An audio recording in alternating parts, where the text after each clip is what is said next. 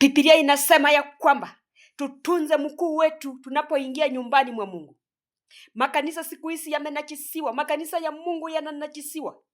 Yaani mtu ametoka kuua mtu anaingia kanisani.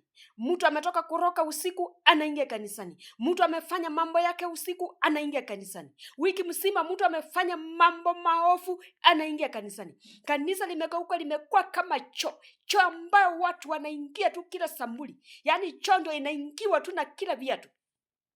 Kanisa la Mungu linaingiwa na kila aina ya takataka. Na utakuta mtu mwenye anafanya hayo maneno, wakienda kuombea watu mbele, yeye ndio kwanza kukimbia mbele.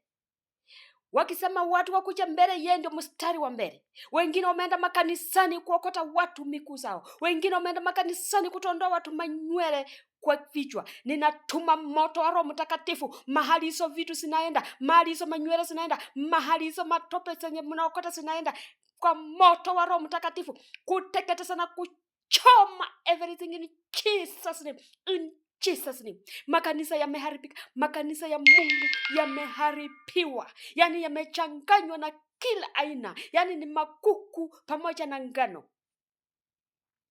Na Biblia inasema ya kwamba yule ambaye hataki kusikia anaendelea na maovu zake, wacha yeye aendelee na maovu zake. Wacha pepe misiko zake kwa mkongo akitembea nazo. Na yule mtakatifu wacha aendelee kuwa na utakatifu wake, maana hakuna amani kwa waovu. Haleluya.